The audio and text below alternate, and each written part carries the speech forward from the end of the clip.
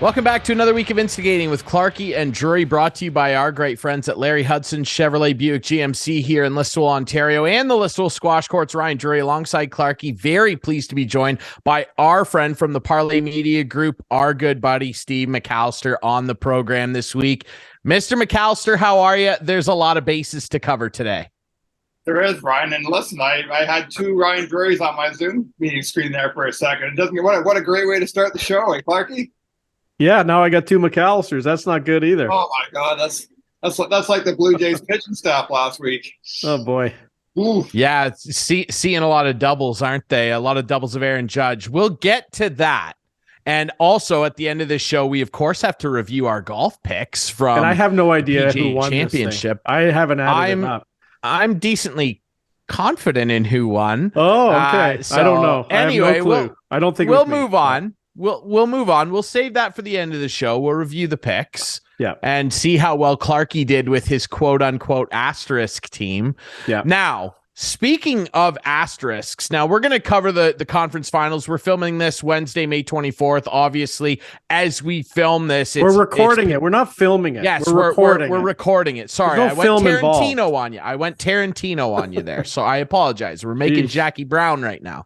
All right, we are recording this Wednesday, May 24th. Obviously, after we record this, it's likely that the Carolina Hurricanes will no longer be playing hockey, obviously. And by the time the show airs, that could also be true of the Dallas Stars. But before we do that, and Steve, I'm very interested in your thoughts on this. We have gone through a circus in the Big Smoke over the last week and a half since the Maple Leafs got put out. Man, oh man, Kyle Dubas is gone. There's accusations flying around on Twitter that he wanted to make trades that Shanahan shut down over the years. There's this rumor of this trade that got nixed. Lots of back and forth, a lot of he said, she said.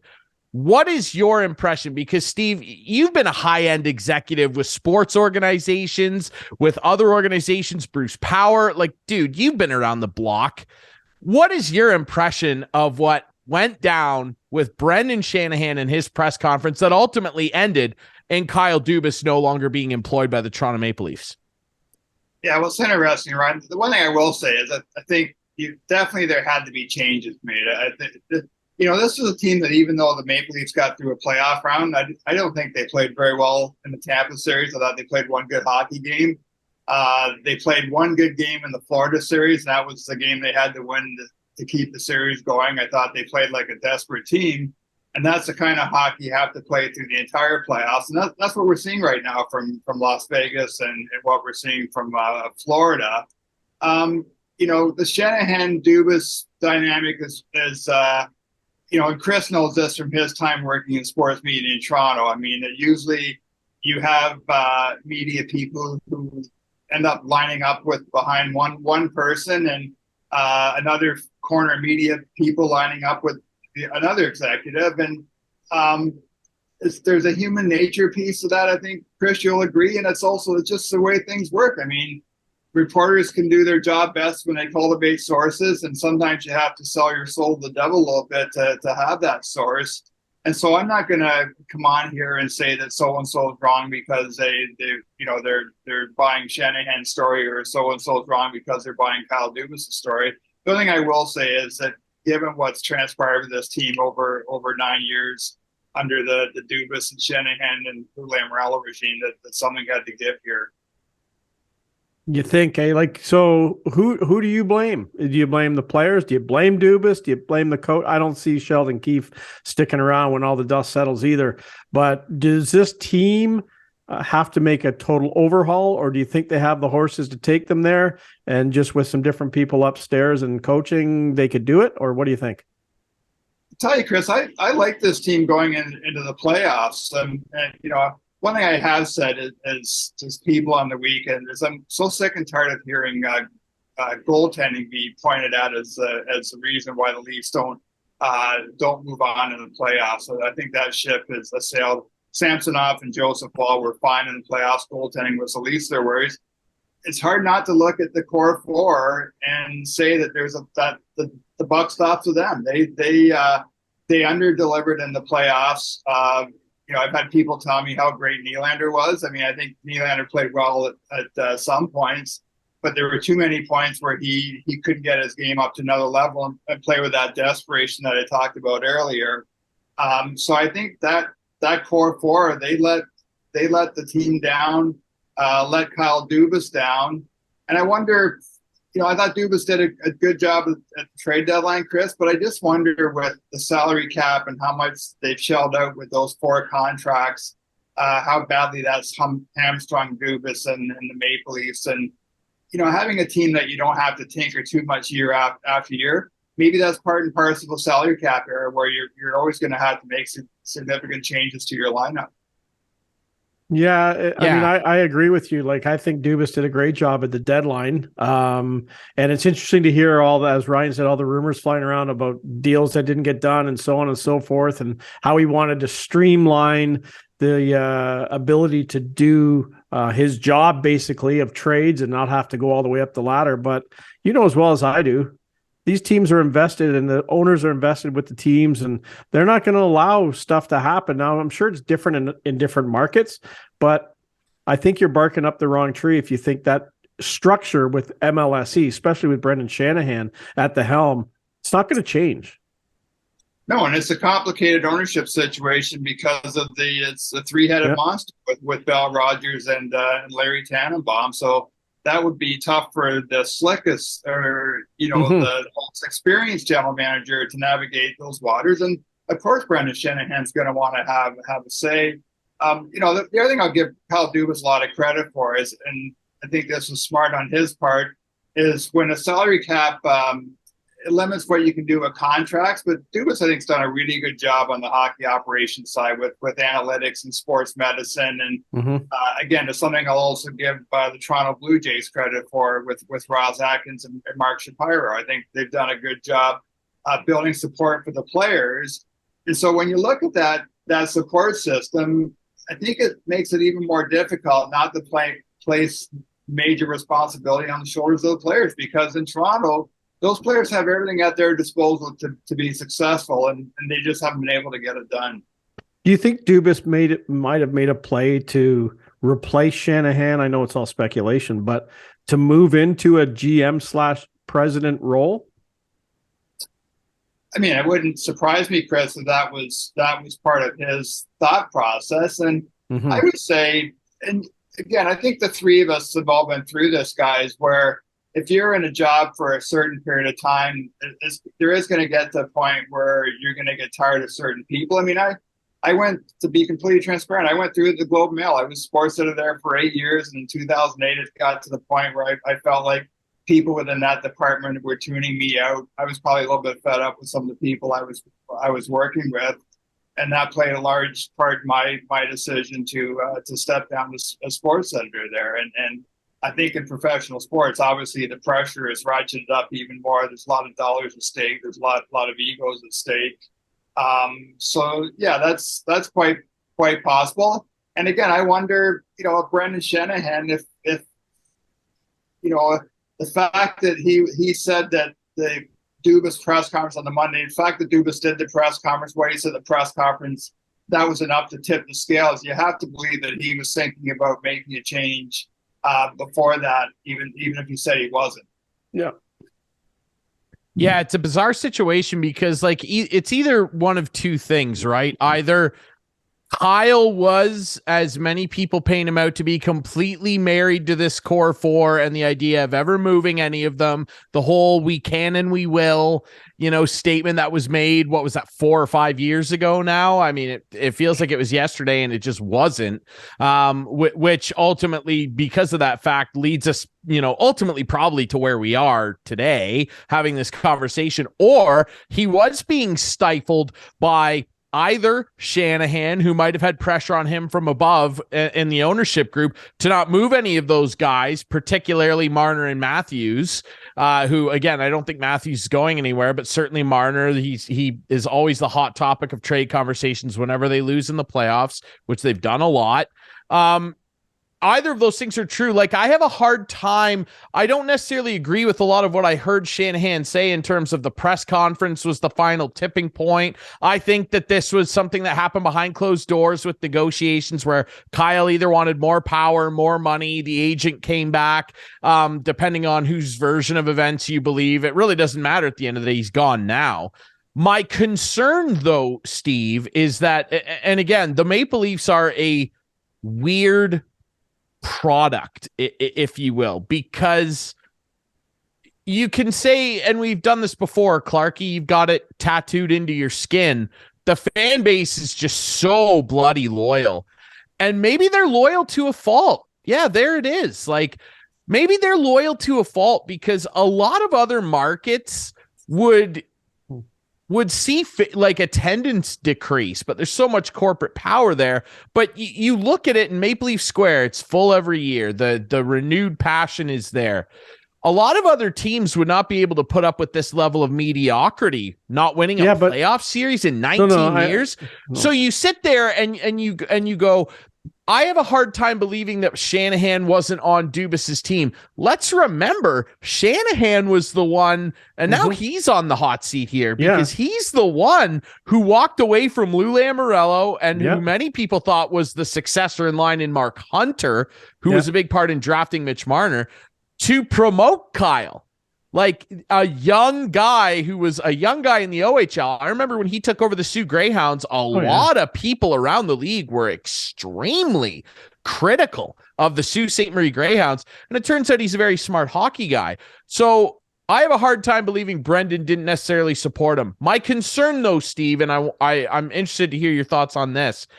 If it's true that either Brendan or the people above him, the board, the owners, whatever, are nixing deals and not allowing moves to be made simply for the interest of, well, Mitch Marner, as an example, we sell too many jerseys.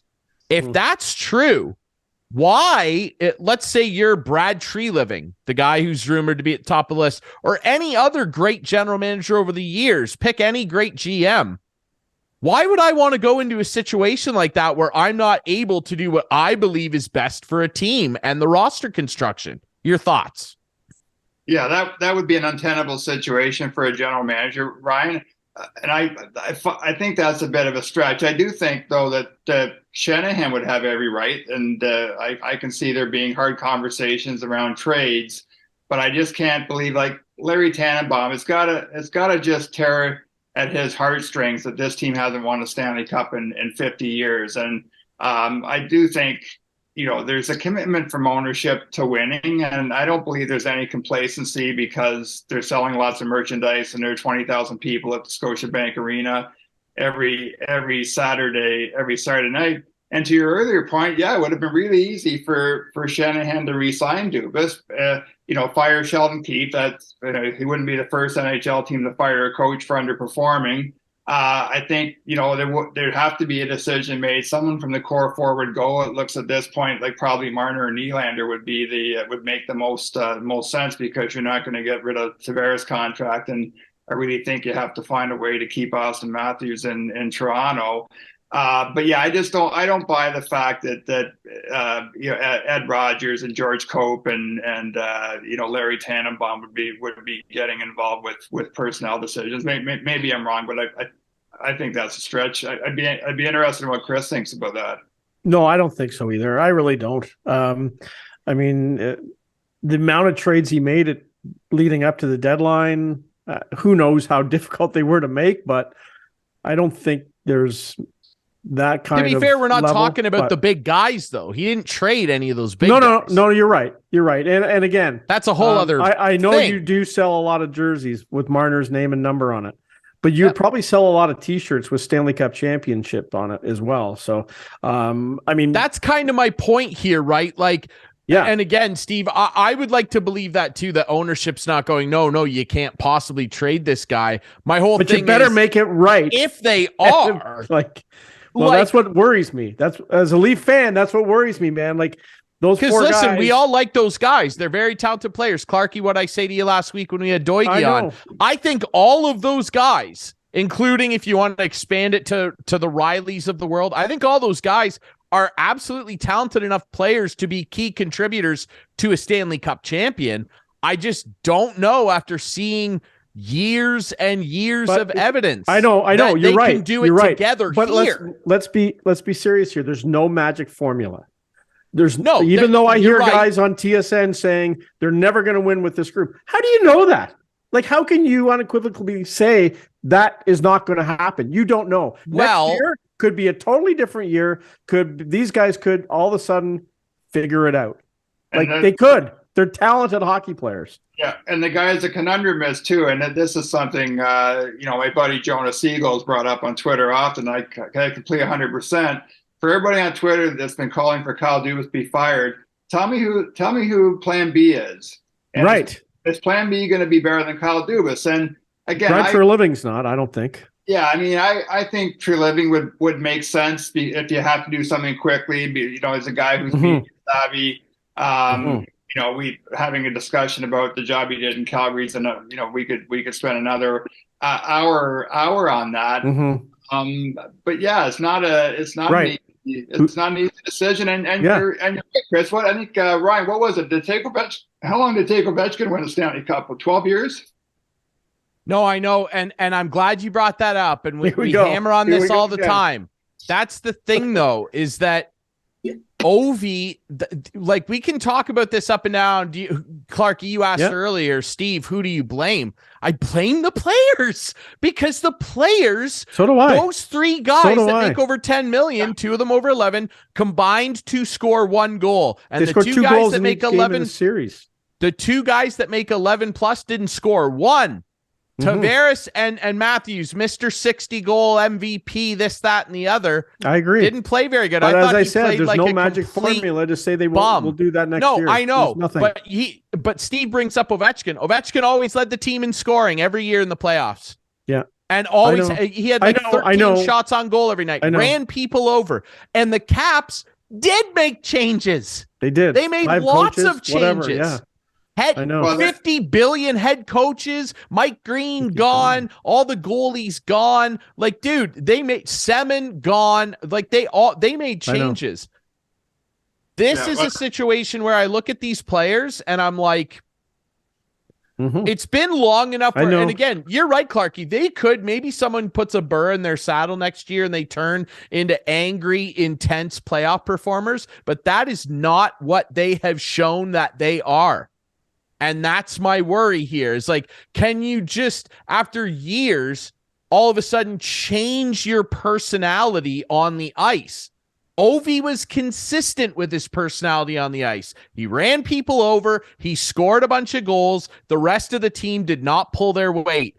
These guys who are the front of the pack, like Big O was before they finally won, they're not pulling their weight. David Kampf led the team in shots in one of the games. Ovi would never let that happen. And that's my point. Steve. Chris, what you said earlier too about, this team might win a cup or go on a run at some point. That's a conundrum for whoever comes in to replace Dubas too, because 100%. If you trade William Nylander, what are you getting back? And right. I think there is a risk of taking a step backwards, because again, you're probably not going to replace William Nylander with another 40 goal scorer. Or you're probably not going to replace Mitch Marner with another 99-point guy. Yeah. So I know. I look like. I agree. And I said it last week. How do you win a Mitch Marner trade? I don't know. I mean, I'd love to see one, but I don't know. But I think right now, the thing they need to do is keep the core, as I said, but they need a different voice. As you said, coaches can, once you've been there a while, they don't listen. I don't know who the answer is. Joel Quenneville, is he the guy? I don't know if MLS. I wouldn't want him near my organization. I agree with you, but it looks like he's going to be reinstated. He will GM, be, of course. The GM that I was actually a little excited about when hearing his name was Doug Armstrong. He's under contract, of course, St. Louis, but who knows? But like Brad Treliving does nothing for me. I don't know who else is out there that I think. Now again, though, Shanahan was on the record saying they want someone with experience. Dave Poulin's my guy. Bring in Pooley. I texted him this week, and I'm going to reveal what he said. I said, "Are you going to be the new GM?" He didn't answer me. Oh, wow. Hey, I think that is big. Previous work, of course, with the Maple Leafs. He was assistant GM. He won a Calder Cup. Yeah. Now here's the thing. I believe. Isn't it interesting that we're saying, oh, Brad Treliving, he does nothing for me. And then we're also talking about him potentially replacing a situation with Dubas, where in March at the deadline, everybody was going, they should re-sign him right now. What an unbelievable deadline. And I agreed.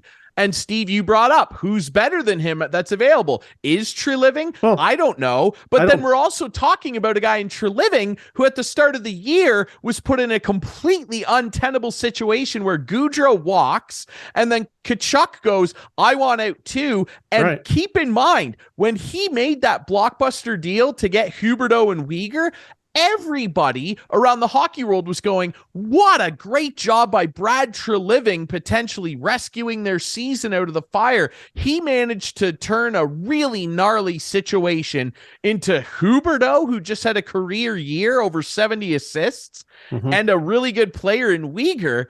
And then because it didn't work out, because that team played like absolute garbage, everyone's going, oh, Brad Treliving, he does nothing for me. It's like, what changed? I'll tell you what changed. The players. Because ultimately this sport, and any sport, is a cruel business. And when the guys that you assemble and put faith in don't get it done, who's the easiest person to point at? We as a species love pointing fingers and going, this singular thing is the reason for our problem. And it's just odd to me now that people are going, yeah, Brad Treliving's in the mix. It's, well, 3 months ago, Kyle Dubas, should have been re-signed to a lifetime deal because he had a great trade deadline. It's I said weird how I it said changes, it after the deadline, I thought. And let's be honest. Too. 2 weeks ago, he was Brendan Shanahan's guy. Yeah. And till he said that he was stressed out from the job. Yeah. And then all of a sudden he wasn't. I don't know. Steve, you got any final thoughts for us on the MLSE thing? Yeah, I'll just add to it. I do feel bad for Sheldon Keefe as someone who enjoys and loves watching hockey. I really like the way the Leafs play during the regular season. I think they're a fun team to watch. I love puck possession hockey. I love the way they play. And so the hockey fan in me is kind of sad that style hasn't translated to playoff success. And again, we've talked in this forum before, I think, guys, about officiating in the playoffs and about how the game changes. And it's brutal. I wonder if Keefe, again, the Leafs are a bit of a cat. Not again, please, I'm not pointing the finger at that to say that's the reason the Leafs aren't playing right now. But I do wonder how much of a factor that is. So I will say, if Sheldon Keefe does get fired by the Toronto Maple Leafs, he's going to be coaching in the NHL somewhere again. But again, I think that's I agree. Yeah, maybe Pittsburgh. Maybe Pittsburgh. Maybe it's a Dubas Keefe duo, and we see it. It could be. September. Yep. Yeah, you never know, and maybe that works out for him. Where Sid and Gino and Chris Letang by extension, everybody knows that they know how to win in the playoffs. Everybody knows that. Maybe it'll work out better. Who knows? All right. Quickly, let's touch on the conference finals. This is just wild. I can't remember the last time. I don't know if it's ever happened in my lifetime. I'd have to research it. I don't remember certainly a time where both finals, again, as we record this on Wednesday, that both of the conference finals are 3-0. And I mean, let's start with the Dallas situation. I mean, Jamie Benn, did he ever crap all over his team? And I like Jamie Benn. I think he's a good player. But man, oh man, Steve, did he ever put his team in the dunk tank at the start of a must-win game 3? And Vegas, outside of that, though, and I'm glad I was shocked he got multi-game suspensions, essentially a 3-gamer. Outside of that, though, even if he played that game, I still think they get rinsed because the Golden Knights just look like an absolute wagon, don't they? Yeah, again, you talk about just the right kind of players and a guy like Stone and what he gives to Vegas by being back in the lineup, and that core group of guys, like Peter Angelo and Carlson and Marchessault and you go on and on and on about there's just a really interesting dynamic with that team that's undergone, I think, 3 coaching changes in the last 3 years. And with Bruce Cassidy there now, who, I don't think was exactly a warm and fuzzy coach of the Bruins, but these guys know how to turn it on come playoff time. And with regards to Jamie Benn, like what a horrible 24 hours for the captain of an NHL team yesterday to do something stupid like that when the team needed some kind of a pickup last night that wasn't a cross check to the neck of a guy lying on the ice, but then not to be there to talk to the media about after the game. I think Craig Button really went after Ben on Twitter, and rightly so. I mean, that's just such a, I guess it's lame as hell, pardon my French, but I just can't believe a guy with Jamie Benn's credentials would do what he did on the ice and then basically leave his team high and dry by leaving the rink before the media even got down the dressing room after the game. Yeah, I mean, let's just call it what it is. Like, and again, I think it was a cross check to the neck, gutless, right? A cross check to the neck. It was gutless. Now, and it almost looked like Sam Bennett. How many games did Sam Bennett get? 6? Well, none. But none. Here's the thing. Here's the thing, though. I think it obviously, in my opinion, was worse just because Stone's defenseless on the ice and he jumps on him. Now, whatever. We could argue that. But now, okay, don't tell me Bunting was defenseless. He had his back turned to me. Well, Michael Bunting's golfing right now, so I don't want to have an argument. Yeah, no about kidding. That. Listen, if Sam Bennett got suspended for the rest of time, the Leafs lose that series in 5. It doesn't matter. Thanks. Now, listen, what evidence can you present me that it'd be different? Now, I'm shocked that he got any games because, like I said, I mean, Jordan Eberle broke a guy's neck and got no games.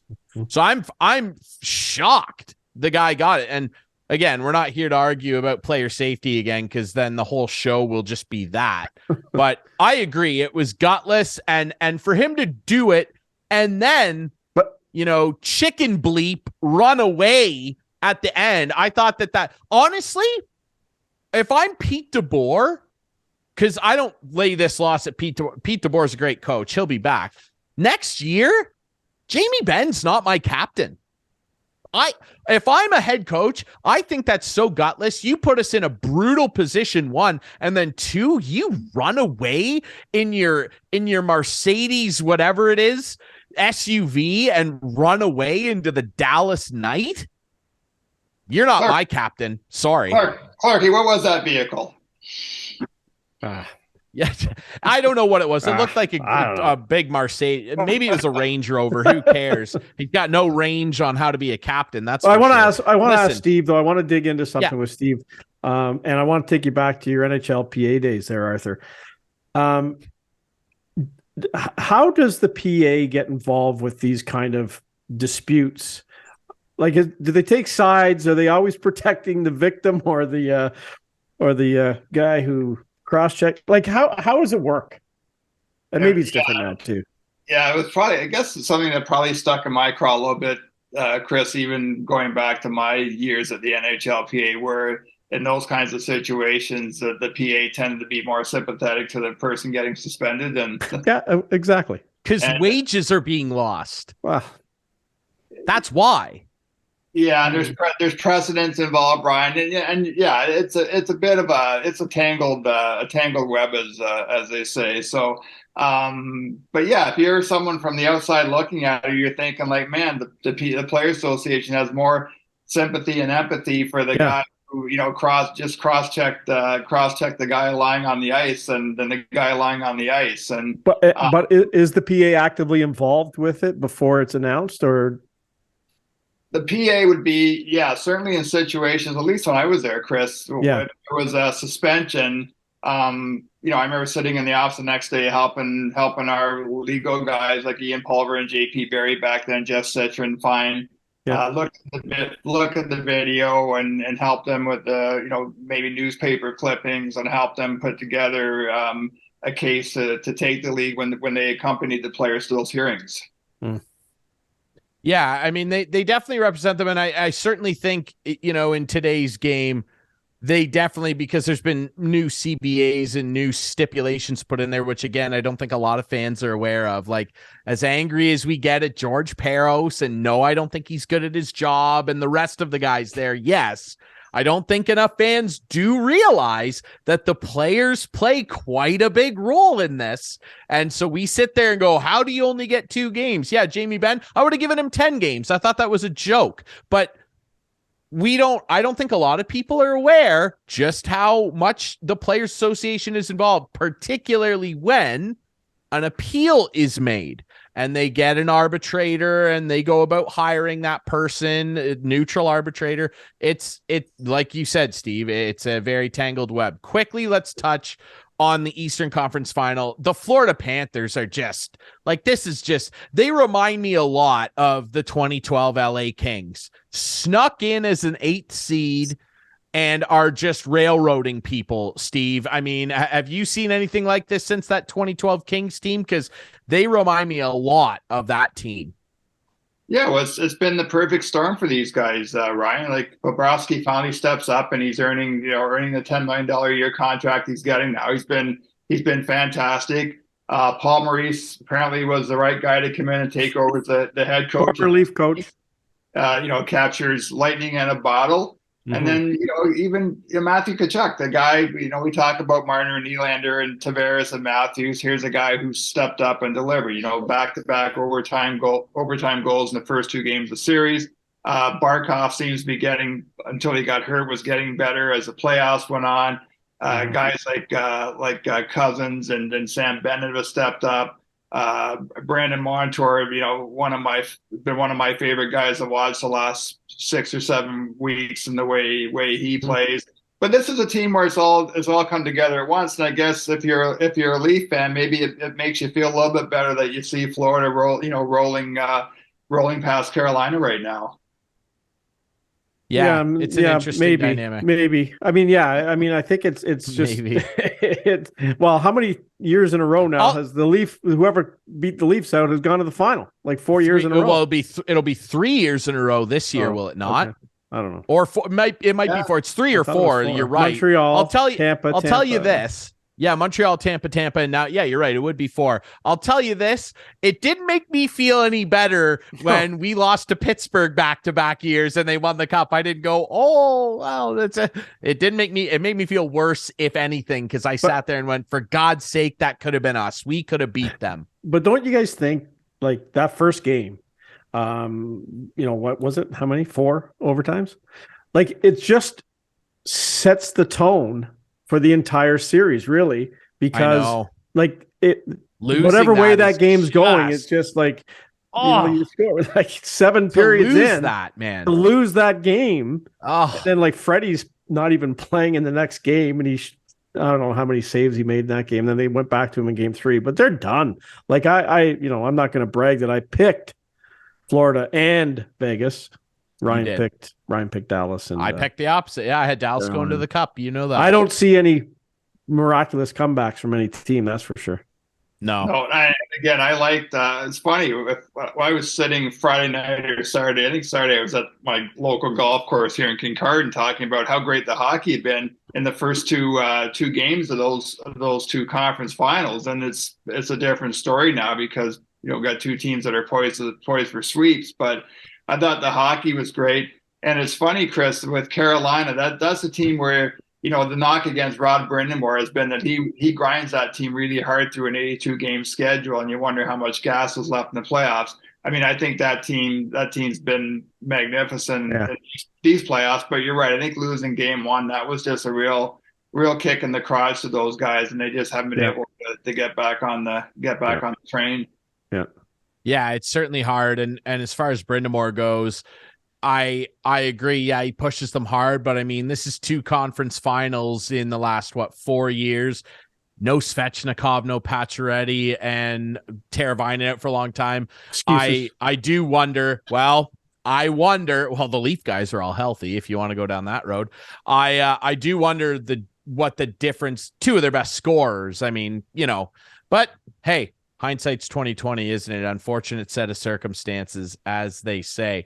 We'll take a quick break. When we come back, we got to talk about the Blue Jays. Now, I know we're doing this after a big 20-1 rout, but leading up to that, it's not been very fun to be a Jays fan over the last month plus. We'll touch on that next here on Instigating.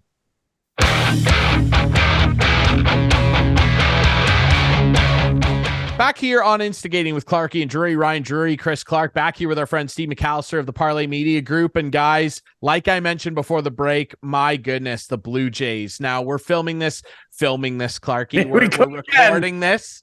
We're recording this. I don't know what's going on. We're filming. We're recording this a day after a 20-1 stomp down to the best team in baseball and division rival Tampa. But man, oh man, before that, losers of 5 straight, 7 of their last 8. They're losing again tonight, Ryan. They're losing as we record this. And I'm getting pretty fed up, if I'm honest.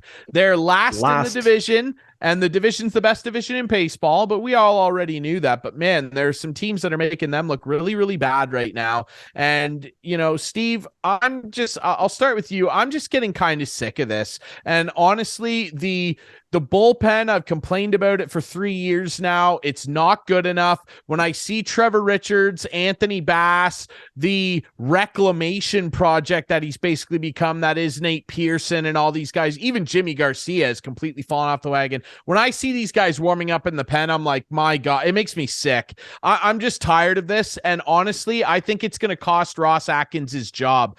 They talked all spring, Steve, about we want to play better fundamental baseball. We want to be better defensively, which, to be fair, they have been. We want to pay more attention to the details, and we can't have Teoscar and Lourdes and those guys here anymore. We're having too much fun on the bench. We want to be serious. We're all business now here in Toronto. Well, what kind of business are you in? Because it's not the business of winning. And I got to tell you, I'm getting pretty concerned about Vladdy. Like, it was a couple years ago, we were hearing people say he's the best hitting prospect of all time. Is this guy going to get a $300 million deal? I wouldn't give him $100 million. This guy hasn't hit a home run at home this year. And they moved the fences in. I'm getting scared, Steve. Can you alleviate my fears? What is your impression of what's going on? Yeah, I don't think I can alleviate your fears, Ryan, because when you're playing in the toughest division in Major League Baseball, and you go through a week where you lose, they lose 3 or 4 to the Yankees and then 2 or 3 to the Orioles. You lose 8 games or 7 games to division rivals. They're going to have lost, looks like 2 games in this series with Tampa. That's a tough hole to get out of, even if you're only in the second month of the regular season. And yeah, there's the same alarm bells that have gone off with you, Ryan, have gone off with me the last couple of weeks. And I'd even say going back to the first week of the regular season, I was quite surprised to see Jordan Romano coming in the 8th inning in a game in April. And that tells me that your bullpen's not very good. And Chris, that's a far sight away from 92 and 93 where, Dwayne Ward came in the 8th inning and blew 3 guys away. Tom Henke came in and pitched the 9th. And automatic. 93 is Mike Timlin's getting your 3 outs in the 8th and Dwayne Ward's getting your 3 outs in the 9th. And Ryan, to your point, they just don't have those horses right now. And I'll tell you guys, I think, Ryan, you and I may have talked about this after the World Series last year. The one thing that, and again, I don't watch as much baseball as I used to, but the one thing that blew me away watching the MLB playoffs and the World Series last year was just how good the bullpens were for the Phillies and those teams that went deep in the playoffs. And again, it's not just 1 or 2 guys throwing 95 to 99. It's like 4 and 5 guys. And the Jays just don't have that. And, John Schneider said all the right things at spring training, but I watched that team twice against the Yankees last week where you needed a guy that bunt a guy over. Whit Merrifield was up in I think a 0-0 game. 2 guys on, nobody out, 2 pitches in a row, and he can't get a bunt down. And this is a guy who's a 240 utility player. Like Bunny should be part of his resume. He can't get it down. Even the game again, they're having trouble scoring runs. They get runners on first and second. I think maybe an extra innings with nobody out. And Bo Bichette comes up. That's a situation where if you're scuffling a little bit, you gotta ask Bo Bichette to get a bunt down and move a guy over 90 feet, and they don't do that, and they lose that game. So it seems like this team's creeping into the same old bad habits, and you just can't do that in a division that they're in. So yeah, it's concerning. Is the manager to blame here? Not asking these guys to do it. You got Don Mattingly hovering in the background, which I thought was sort of a curious, the same kind sort of a thing. Curious hire at the time. There's got to be some pressure on the skipper there, don't you think? Yeah, and Chris, like you've been around ballparks a lot, and I've always said that, I watch Twitter and I see what's being said, and I always remind people, and this goes back to my days covering the Blue Jays for the Canadian Press, where it's 162 games. So you can't treat every game like it's life and death. But when it becomes 3 or 4 games and you see patterns develop, and sports are making adjustments, and I see this team not being able to make the necessary adjustments.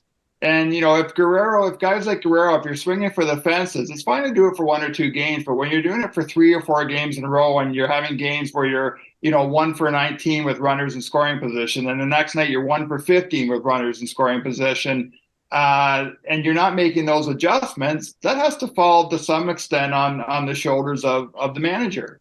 No. It's bizarre to me. And yeah, John Schneider, look, I thought he earned his place with what he did last year when he took over for Charlie Montoyo. But right now it's the opposite. And also again, remember the mistakes in the playoffs too.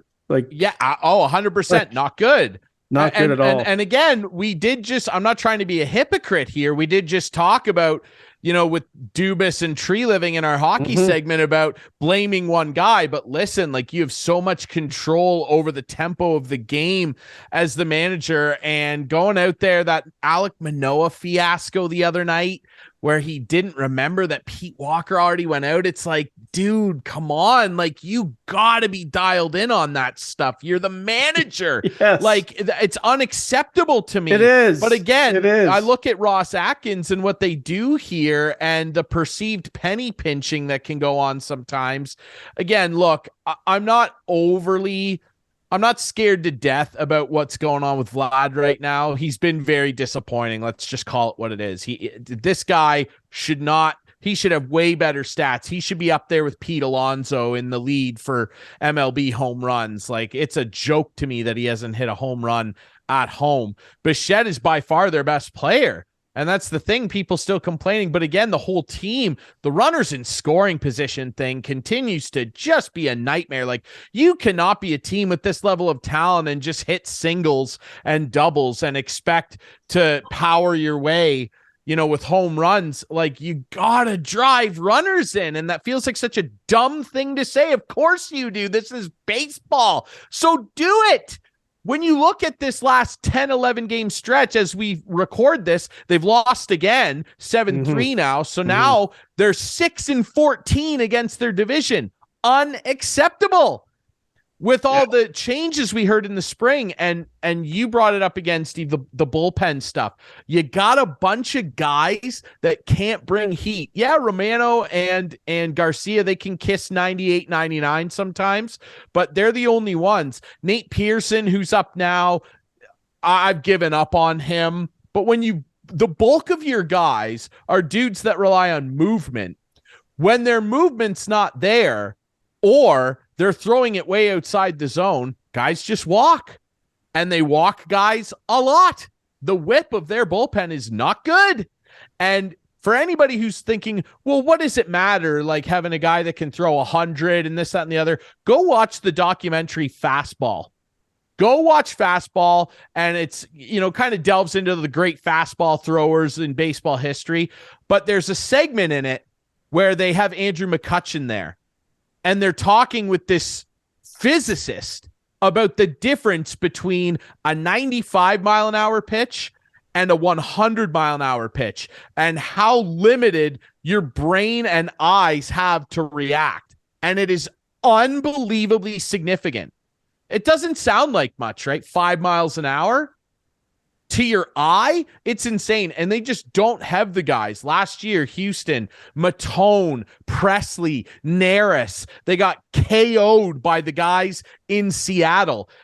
I'm just fed up with this, and I'm fed up with guys not being able to hit. When you look at this recent stretch, Steve, they're 25th or worse in almost every hitting category. This cannot happen. What do you foresee? Do you think if this continues that Donnie Baseball is going to take over as the manager and they might have to fire John Schneider, who I think's a good guy? But do you foresee that happening potentially? I can't see. I mean, Ross Atkins has been pretty methodical with the kinds of moves he makes. And when you fired a manager last year, I think it's, year after year, can you pin it on the manager if guys aren't hitting? And it really is, we use conundrum talking about the Leafs, but I'll use conundrum here too, because you look at this team at the start of the year. I mean, Matt Chapman was batting, I think, 600 a week and a half. Player of the month season. And these guys like Kiermaier and all these guys were taking extra bases and stealing bases and making things happen. And you would think that the way this team has been reconstructed, that they wouldn't be susceptible to these kinds of slumps now, because they could actually manufacture runs when they weren't getting the long ball. But for whatever reason, they aren't. And it's so weird, because you think this team, has the ability in a tight game, but I think the bullpen's really let them down, Ryan, and they rely way too much on Jordan Romano to get 6 outs for them. And that to me is a recipe for disaster, especially in today's Major League Baseball environment, where starters are being yanked when they throw 95 pitches. I definitely agree with that. Listen, I don't want to pin this all on Schneider. No, because the management's made some changes, as you mentioned, in the offseason. And big changes. One curious one that we discussed, Ryan, on this show was trading away the young catcher Moreno. And I think, if I'm not mistaken, it was Moreno and Gurriel from Varsho. And Moreno's batting over 300. Gurriel's batting having an 3-something. Unbelievable year. And you see Jansen and Kirk down there at 201 and 210 or whatever he is. Like, that's a major issue with that. And they have this young catcher that they kept building up, and I don't know, that's a mistake. And then the Biggio experiment's got to end. I can't do it anymore. They brought him in tonight as we record. They brought him in to pinch hit. He's batting 150. He's batting 150. Look, God love Kevin Biggio. He's a good defender. He is. Can't take that away from him. Defensively, he's a pretty good player. So versatile. Clearly a smart baseball player, because he can play just about anywhere. Geez, I wouldn't be shocked to learn he could play catcher. He can play everywhere. This guy can't hit. And it's wild, and it doesn't mean automatically because a guy's your dad that you're going to be successful. But it is mind numbing to his dad is one of the greatest hitters ever, certainly for contact. And the guy can't put a barrel on a baseball to save his life. It's mind blowing. I can't do it anymore. And imagine being Whit Merrifield, a guy that won a batting title, multi-time all-star, really great defensive numbers over his years. When you look at his WAR, and he's not starting every night, I'd be kind of pissed off.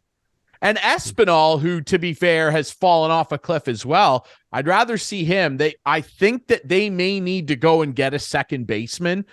One thing they need to do is one thing they need to do, though, is upgrade the bullpen. And I brought this up to my girlfriend's dad the other day, and I'd like your thoughts on this, Steve. Now, it's early. We know baseball trades don't happen very early very often.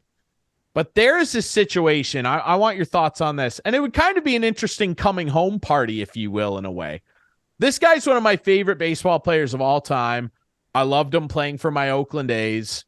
This guy just kicked cancer's ass. So happy for him. And pretty soon he's going to get called back up to the big leagues. Steve, there's a bad situation going on in Chicago with the White Sox. They are in trouble. Late June, I'm picking the phone up, and I don't care that he makes $18.5 million. You're Rogers. You pay this man. I'm phoning the White Sox and going, would Liam Hendricks like to come back to Toronto? Could you imagine? You could interchange the ninth inning responsibility between him and Romano, whoever's hotter.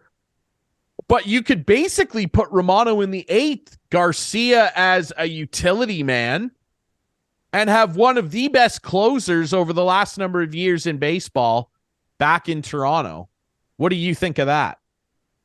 Yeah, and that a move like that's a no-brainer, Ryan, because they have to address the eighth inning. I mean, again, you can't be 2 or 3 times a week bringing your closer in the eighth inning. I mean, that's just not the way the game works anymore. No.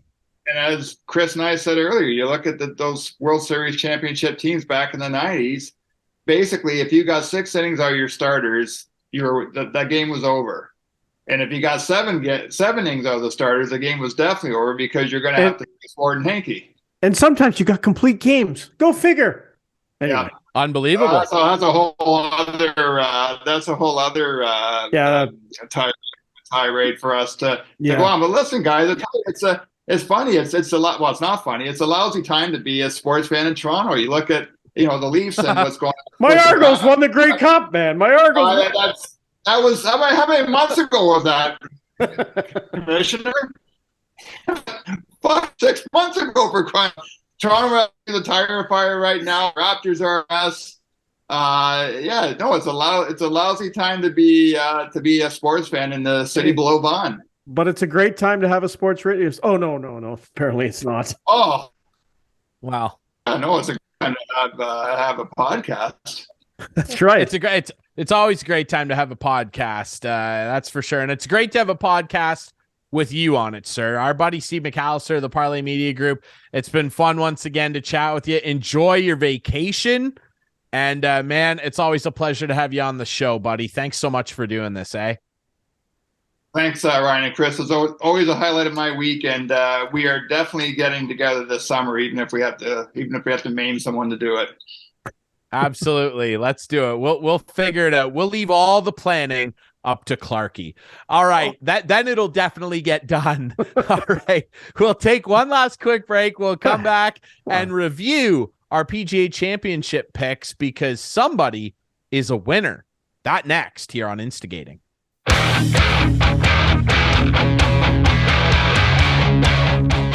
Wrapping things up here on Instigating with Clarkey and Drury this week. Ryan Drury, Chris Clark. Thanks to our buddy Steve McAllister, the Parleh Media Group, for joining us, chatting MLSE, taking stock of the Blue Jays, taking inventory, if you will, of their lackluster bullpen, maybe taking inventory of some guys, Liam Hendricks. I can't get into it.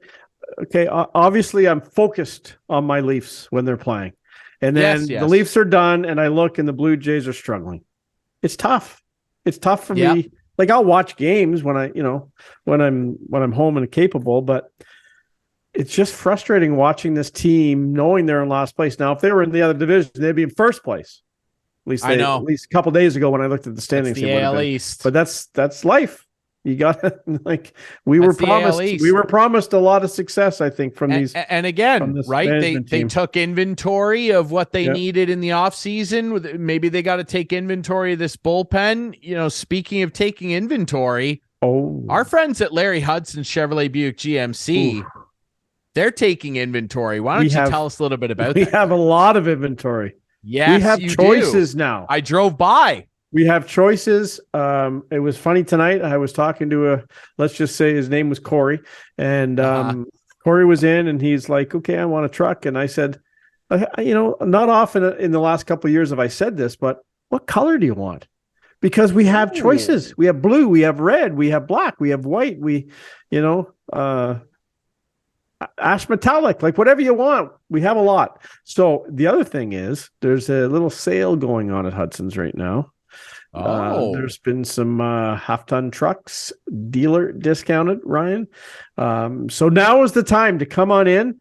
And the TurboMax vehicles are on at 1.99% up to 72 months. The TurboMax trucks. So if it's a 2.7 4-cylinder you're looking for, that's what I drive. I love it. 1.99. Try to get 1.99 rate anywhere right now. Yeah. Not easy. But 1.99 up to 72 months on the 2.7s and a discount. Come see Clarkey. If you don't have a rep or if you have a sales rep, please call on them and get in before things change. The end of the month's coming and things change. So you have a week. There's time. You have a week. Time. Let's go. You have a week. Luckily, the Jays have longer than a week to go and acquire my friend Liam Hendricks, and you have a week to go and acquire a great new truck with our friend Clarkey and our great friends over at Larry Hudson Chevrolet Buick GMC, 1000 Wallace Avenue. Easy to remember. And we're a week away from the Canadian Open, I think, aren't we? Yes. We're a week away from 2 weeks out. Heading well, into like this a week weekend, away. Yeah. Yeah. So a week out, and we'll be doing more picks for that. You can guarantee. Oh. Speaking of picks, to wrap the show up, let's review. Producer Adam, he's got it. Oh, do you know who won? Do you know who won? Well, we're going to find out right now. But do you know? I have a pretty good idea. I have a good idea. You're I don't smiling. know for sure. I feel confident. Oh, I feel confident because I had Rory and Victor Hovland. Now, Doigie had Koepka. Doigie had the winner. Yeah. But producer Adam's got the graphic. Let's see how it all shook out. And Clarkey, let's see how it turns out here. Okay, so Chuggy. My gosh, it wasn't even close. Yeah. Drury. Wow. Yeah. Now I thought I was in good shape because of course, gosh. Matty Skechers hurt me. Hovland was great. Matty Fitz missed the cut though. Yeah, Matty Fitz was tough. Yeah. But Chuggy again did it. You conspicuously... What do you mean she did what? She was 20 over. Oh, sorry. She was 20 over. Yes. Never mind. Now, I'll say this though. Yeah, as I look here, I was second. Yeah, I did win. Okay, so I won. Well, according to this, if Adam added everything up right, you won. He did. I know he did. I double checked it. Now, conspicuously though, you did not win. Second place. Second's just the first loser. Second. Hey, if you're Ricky Bobby, but it just goes to show you, maybe it's a little easier. No. We're safely removing the asterisk from Chuggy's win. We're talking without Chuggy on. We'll bring her on next week, maybe. No. Chuggy won the asterisk when she had the asterisk. Now she had to actually take part, and she was 20 over. Fine, but it's not like we've never done that before. And listen, the asterisk is gone. Yeah. And remember, because Ricky Bobby said, there. What did he say, Clarkey? What did Ricky Bobby say? Sorry.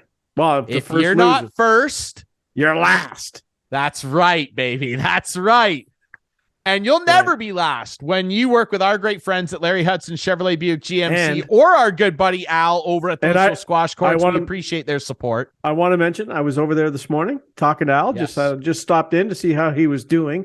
We're renovating the upper deck like the Blue Jays. He's doing some. Yeah, we are doing the same.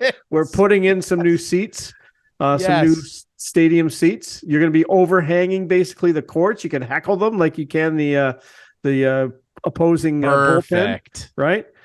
So yeah, we're doing some work over there. I didn't lift anything today to hurt myself, but I just went over and things are happening over there. We have a couple of TVs in the lounge now, so you can go over and watch a game after you play. A nice couch.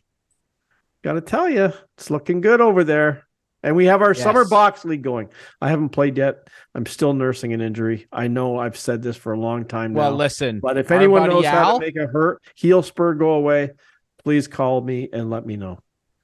You're going to have to call up Troy Tulowitzki. He can help you out.